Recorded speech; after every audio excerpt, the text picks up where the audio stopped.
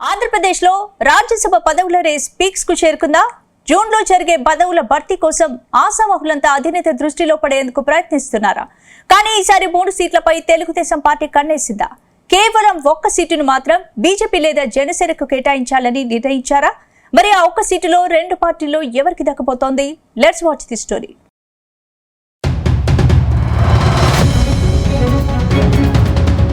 ఆంధ్రప్రదేశ్లో Rajya Sabha race final కు చేరుకుంది. ఈ ఏడాది జూన్లో కూటమికి 4 రాజ్యసభ స్థానాలు దక్కబోతున్నాయి.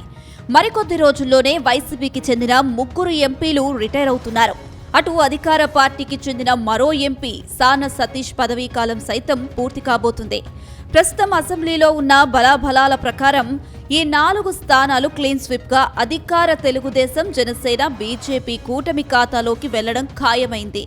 అయితే ఈసారి సీట్లన్నీ కూటమి పార్టీలకే దక్కుతుండటంతో ఇప్పటి నుంచే పదవుల కోసం నేతలు లాబియింగ్ మొదలుపెట్టారని తెలుస్తుంది. కానీ ఇందులో 3 సీట్లను టీడీపీ తీసుకుని జనసేన లేదా బీజేపీకి ఒక్కో సీటు ఇవ్వాలని డిసైడ్ అయ్యారని పొలిటికల్ వర్గాల్లో జోరుగా ప్రచారం సాగుతుంది.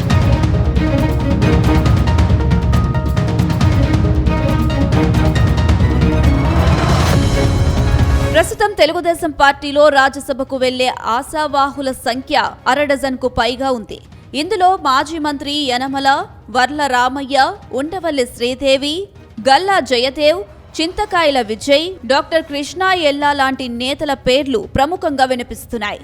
వీరిలో 2 నేతలు పెద్దల సభకు వెళ్లడం ఖాయమని తెలుగు తమ్ముళ్లు చెబుతున్నారు. అయితే ఇన్నాళ్లు రాజ్యసభ రేసులో కనిపించని మాజీ ఎమ్మెల్యే ఉండవల్లి శ్రీదేవి పేరు తెరపైకి రావడం హాట్ టాపిక్ గా మారింది. సామాజిక వర్గాలు ఈక్వేషన్ ఆధారంగా మహిళా కోటాలో డాక్టర్ ఉండవల్లి శ్రీదేవి పేరును సీఎం చంద్రబాబు పరిశీలిస్తున్నట్టు తెలుస్తుంది.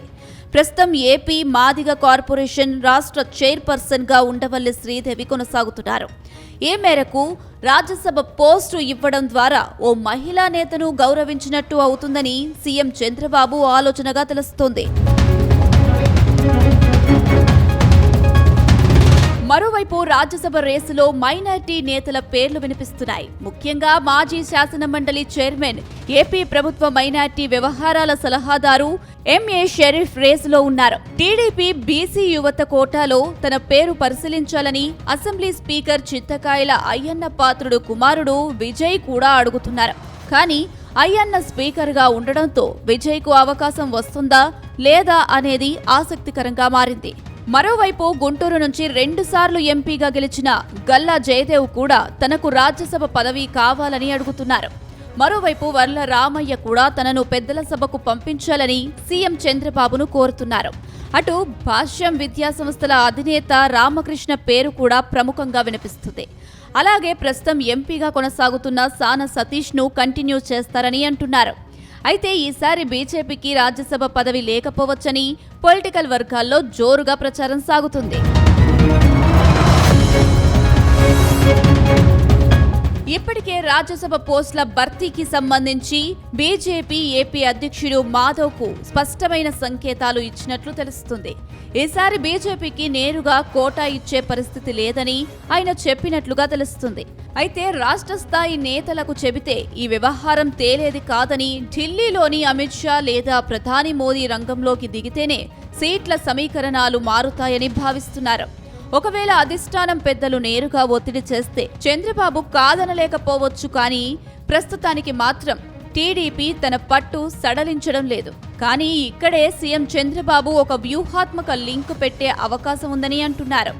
బీజేపీ, జనసేన పార్టీలు రెండూ కలిసి ఒకే ఒక స్థానాన్ని పంచుకోవాలని, ఆ సీటును ఏ పార్టీ తీసుకుంటుందో మీరే తేల్చుకోవాలంటూ ఒక ఓపెన్ ఆఫర్ ఇచ్చే ఆలోచనలో కూటమి పెద్దలు ఉన్నట్లు ప్రచారం సాగుతుంది.